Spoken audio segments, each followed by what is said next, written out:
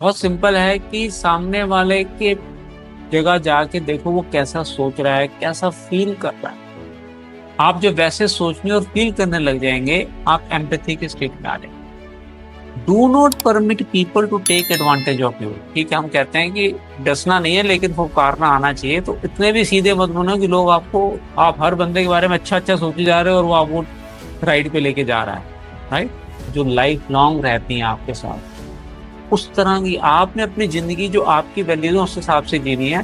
किसी के दूसरे में आने से आप अपनी वैल्यूज में चेंज नहीं करेंगे। Right.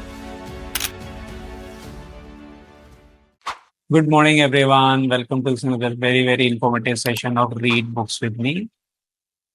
As most of you know, we are reading very powerful book, The Power of Your Subconscious Mind by Dr. Joseph Murphy. और हम चैप्टर नंबर 12 पढ़ रहे हैं, your subconscious, chapter number 16, your subconscious mind and harmonious human relations. वो day 60 पे हम 59 session we have already done. Most of the session I have uploaded वो YouTube पे आपको प्लेलिस्ट में जाएंगे, बुक रिव्यू में जाएंगे तो वहां पे सीक्वेंस में सारे आपको मिल जाएंगे। आज हम डे 60 को शुरू करते हैं। The practice of empathy in human relations. बहुत अच्छा कंटेंट है, ध्यान से सुनिएगा। A girl visited me recently stating that she hated another girl in her office. She gave as her reason, क्या रीजन दिया उसने क्यों हेट करती है अपने ऑफिस की कुलीग को, that the other girl was prettier, happier and wealthier than she. उससे ज्यादा सुंदर है, हैप्पी है, वेल्दी भी है, and in addition was engaged to the boss of the company where they worked। तो बॉस के साथ भी एंगेजमेंट हो गई तो वो उससे जलना शुरू कर दिया इसने उससे। One day after the marriage had taken place, boss की और उस लड़की की शादी होने के अगले दिन, the crippled daughter by a former marriage of the woman whom she hated came into the office। अब जिस लड़की को हेट करती थी, जिसकी बॉस से शादी हुई थी, उसकी प्रीवियस मैरिज से उसकी एक बेटी थी जो क्रिपल्ड थी। राइट। क्रिपल्ड आप समझ सकते हैं, फिजिकली चैलेंज। वो office I. The child put her arms around her mother and said, क्या बोला बच्ची ने, और ये लेडी सुन रही है, mummy mummy, I love my new daddy, look what he gave me. She showed her mother a wonderful new toy. बच्चे ने खिलौना दिखाया कि मम्मी देखो, नए डैडी मुझे बहुत अच्छे हैं, लग रहे हैं, उन्होंने देखे मुझे कितना अच्छा खिलौना दिया। अभी सुन रही है ये लड़की। She said to me, author को उन्होंने बोला, उस लड़की ने, my heart went out to that little girl and I knew how happy she must feel. I got a vision of how happy this woman was. All of a sudden, I felt love for her and I went into the office and wished her all the happiness in the world and I meant it. बच्चे को देखते ही उसका perception change हो गया, नजरिया change हो गया, और वो उस लेडी के लिए खुश होना शुरू हो गई जिससे वो पहले जलती थी, और उसने उसको जाके विशेष भी दी।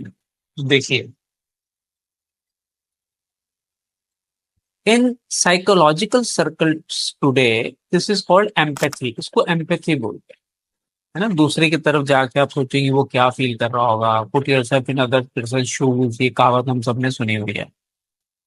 विच simply means the imaginative projection of your mental attitude into that of another. Imaginative projection, आप इमेजिन कर रहे हैं कि सामने वाला क्या सोच रहा होगा। वो जैसे कहता है ना, put yourself in the other person shoes.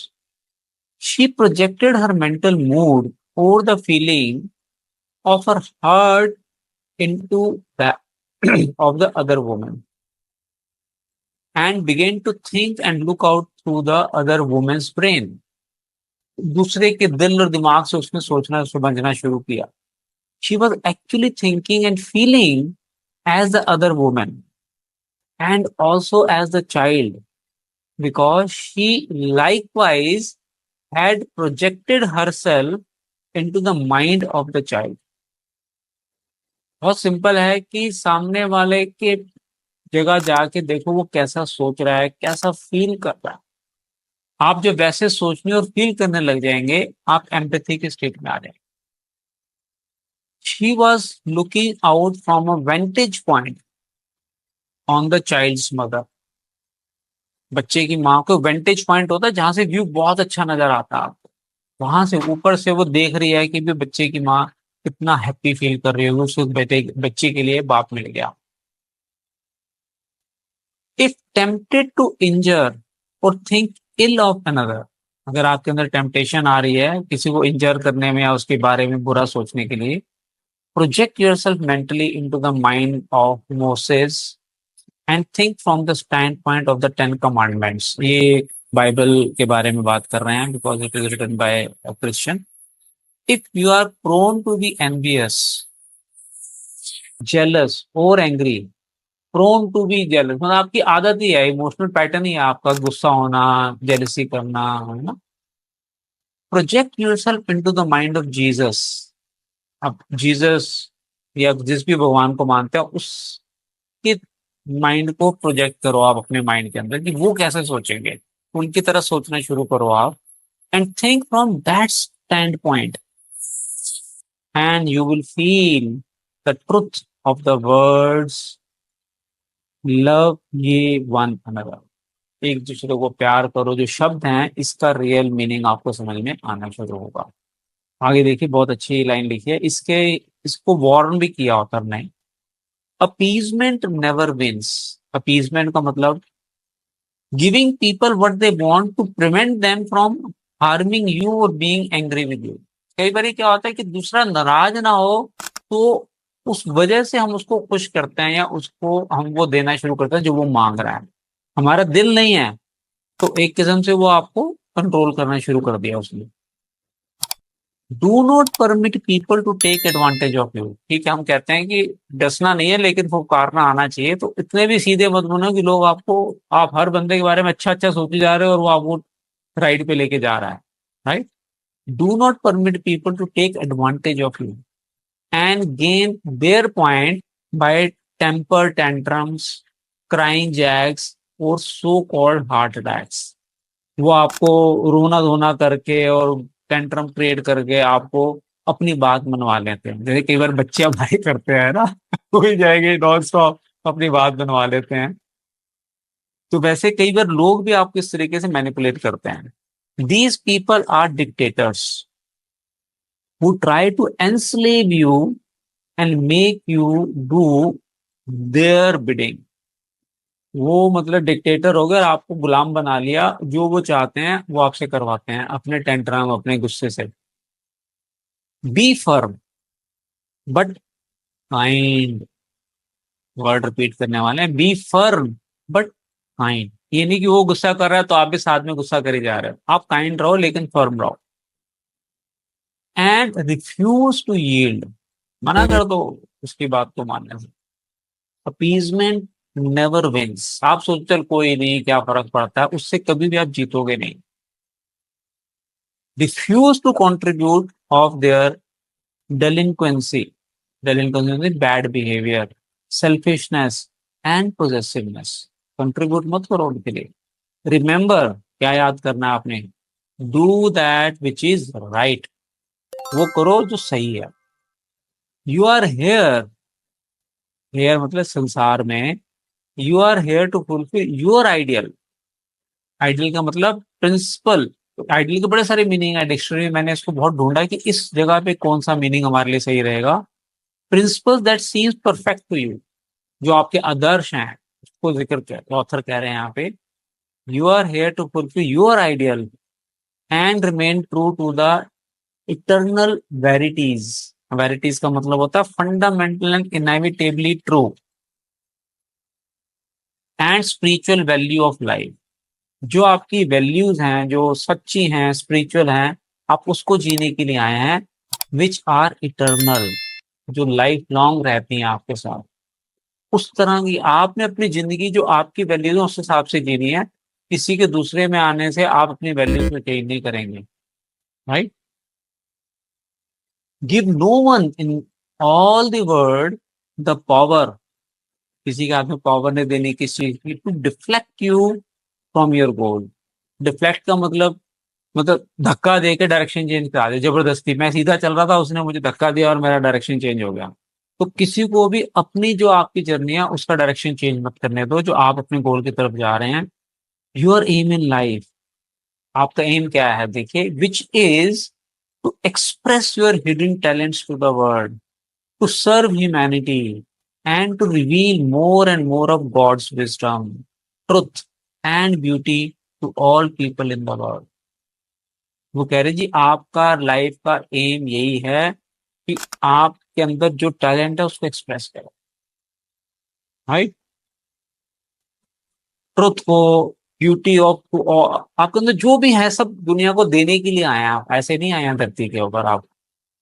Remain true to your ideal, no definitely and absolutely that whatever contributes to your peace, happiness, and fulfillment must of necessity bless all men who walk the earth।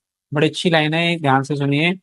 याद रखिए कि जो से आपको खुशी मिल रही है वो हर इंसान को ब्लेस करने की मिले, उसको ब्लेस करेगी हर इंसान को। तो अपनी खुशी को कॉम्प्रोमाइज नहीं करना दूसरों को खुश करने के लिए, जो मुझे समझ में आ रहा है मैसेज इनका ये है।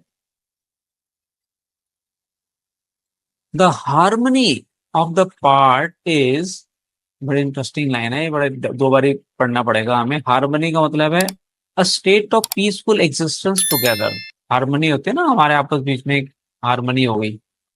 The harmony of the part is, एक पार्ट की harmony is the harmony of the whole. आपकी जो एक पीसफुल स्टेट है, एक आप पार्ट हैं पूरे संसार का, तो आप अगर खुश रहेंगे तो पूरा संसार खुश रहेगा, राइट। फॉर, क्योंकि the whole is in the part, जो होल है वो पार्ट के अंदर ही तो है। आप से ही तो संसार बना है, संसार आप हैं। आप खुश रहेंगे तो पूरा संसार खुश रहेगा। The harmony of the part is the harmony of the whole. For, क्योंकि the whole is in the part and the part is in the whole. All you owe the other, as Paul says, आप दुनिया को क्या ओ करते हैं, क्या देने आए हैं, is love, and love is the fulfilling of the law of health, happiness and peace of mind. इन चीजों को अगर आप दे रहे हैं, प्यार बांट रहे हैं लोगों को, health, happiness, peace of mind, ये आपकी एम है इस धरती पे पैदा होने का, जो भगवान ने हमें पर्पस दिया है। तो आपने अपने आइडियल पे चलना है, लोगों के बारे में अच्छा जरूर सोचना है, बट ये नहीं कि वो आपको फॉर ग्रांटेड लेके और आपको अपने फायदे के लिए आपके इन पॉजिटिव इमोशंस को मिसयूज करें, राइट। अब इसके बाद इसकी जो profitable pointers in human relations, बहुत अच्छे पॉइंट्स हैं, 17 पॉइंट्स हैं, तो आज हम कवर नहीं कर पाएंगे। कमिंग मंडे को हम इसके बारे में बात करेंगे डिटेल में। So with this, we complete today's session of Read Books with Me. Thank you everyone for joining. See you on next Sunday, next coming Monday in the next session. Thank you.